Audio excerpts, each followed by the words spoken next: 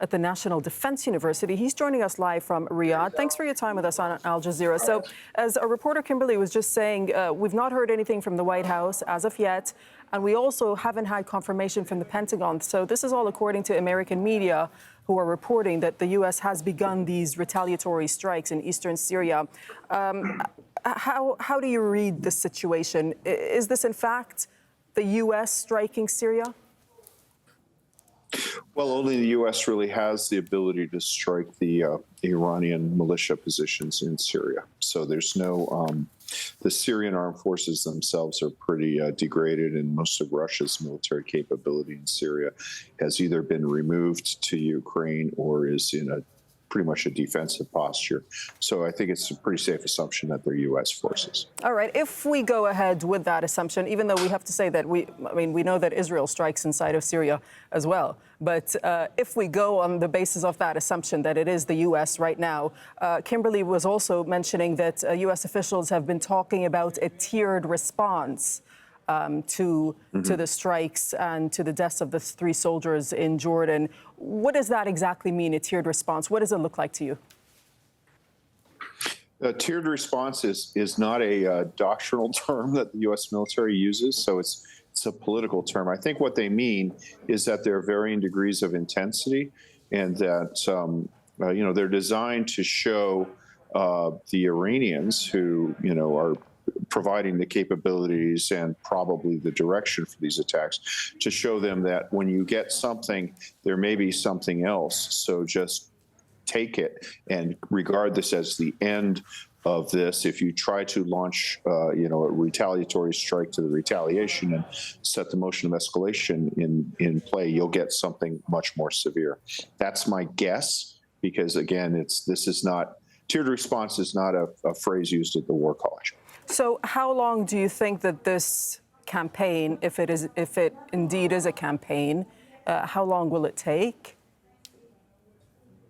Well, so that's a good question. So presumably the goal of the campaign is to reestablish deterrence, which is, at the end of the day, a political and a psychological condition. So the question is, can these actions inflict enough damage on Iranian interests that the Iranians will, basically step back from doing this sort of thing again in the future? The challenge here is that so far, and I have to emphasize that first reports in war. Let me just stop you for a second, David DeRoss, because you keep saying that the Iranians, and this will deter the Iranians. Yes. I mean, what are you basing that statement on, that it's the Iranians behind this attack?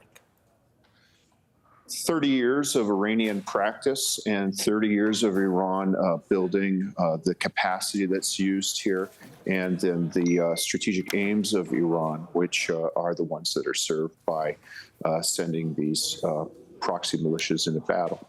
So that's what I'm basing it on. Okay, well, we know that a group in Iraq called the Islamic Resistance in Iraq has in fact come out and claimed responsibility for that attack on Sunday that took place in Jordan that resulted in the killing of 3 American soldiers. And you were saying that the aim of this campaign... An Iranian armed and possibly directed proxy You were saying group that the aim of this campaign is to deter these groups, and according to you, Iran. I mean, is the U.S. going to be able to succeed in deterring these groups? And doesn't the U.S. just risk widening the conflict right now and igniting the region? Well, I think that's one of the constraints that the United States has imposed on its actions. So the reports right now are that the attacks are only occurring in Syria. That's about as limiting as things could be.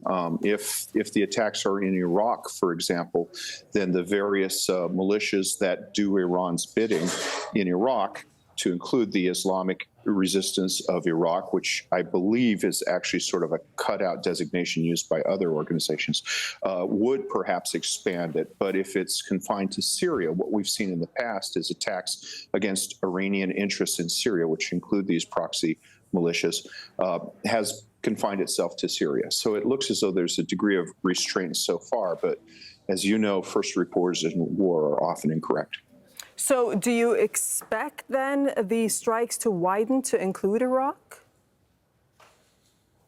Iraq is problematic because Iran and forces loyal to Iran have basically managed to capture a significant part of the Iraqi government. So Iraqi officials in public, not in private, generally would have to decry that as a violation of Iraqi sovereignty and condemn the United States. So politically, it's much harder for us to retaliate against Iranian interests in Iraq than it is in Syria.